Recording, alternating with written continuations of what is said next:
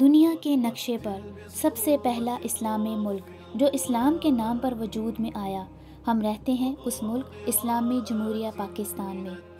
آپ سب کو یاد دلانا اس لیے ضروری تھا کیونکہ یہ ملک مسلم اور غیر مسلم کی واضح امتیاز کی بنا پر وجود میں آیا، لیکن شاید ہم یہ بات بھول چکے ہیں کیونکہ اس وقت مسلم اور غیر مسلم میں جو نظریاتی لکیر کھینچی گئی تھی، کیا وہ لکیر محض ایک جانور کی قربانی کے لیے تھی؟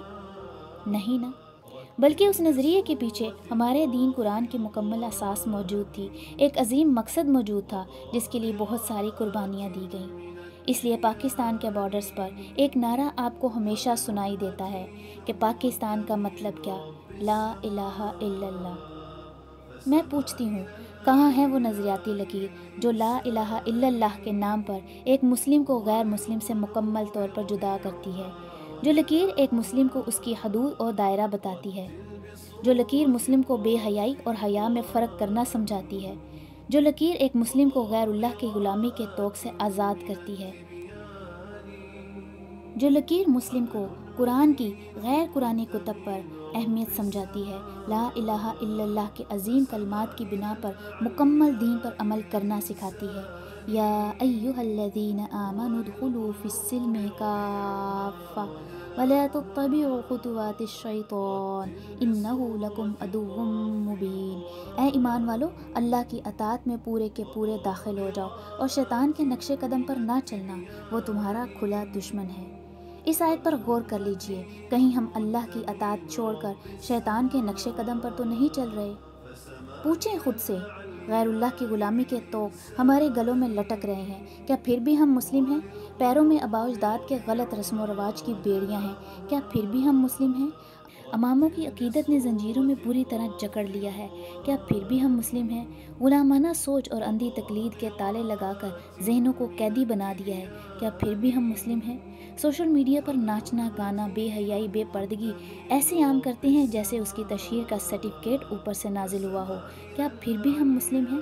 شادیوں بیاہوں میں رقص و سرور کی محفلیں سجانے کے لیے قوالیوں اور میلادوں سے خود پر نیک اور پارسا ہونے کا لیبل لگا دیتے ہیں، کیا پھر بھی ہم مسلم ہیں؟ تمام سوشل میڈیا فارمز پر ہماری مائیں بہنیں بیٹیاں ایون کے بچے بھی سب صرف اور صرف چند روپوں کے لیے بیہودہ انٹرٹینمنٹ کا ذریعہ بن چکے ہیں، کیا پھر بھی ہم مسلم ہیں؟ ایک دوسرے سے نمود و نمائش اور دکھاوے میں آگے بڑھنے کی دوڑ میں اندھے ہو چکے ہیں، کیا پھر بھی ہم مسلم ہیں؟ یہ سب گناہ کمانے کے بعد مسجدیں گناہوں کی بخشش کا ذریعہ بن چکی ہیں، کیا پھر بھی ہم مسلم ہیں؟ بات یہیں پر ختم نہیں ہوتی، لیکن اب آپ خود سوچیں، ایسے ہوتے ہیں مسلم، کیا اس لیے بنا تھا پاکستان؟ مسلم ملک یا مسلم گھرانے میں پیدا ہونے سے ہم مسلم نہیں ہو جاتے، اور نہ مسلم نام وراثت میں ملتا ہے، اور نہ ہی بچپن میں پوچھے گئے ایک سوال کے جواب کی طرح ہم رٹے رٹائے مسلم ہیں، نہ فرقہ وارانہ لیبل لگانے سے ہم مسلم بنتے ہیں، اور نہ ہی خود فریبی کا دوسرا نام مسلم ہے۔ مسلم نام ہے اللہ تعالیٰ کی اطاعت اور فرما برداری کا، مسلم نام ہے عمل کا۔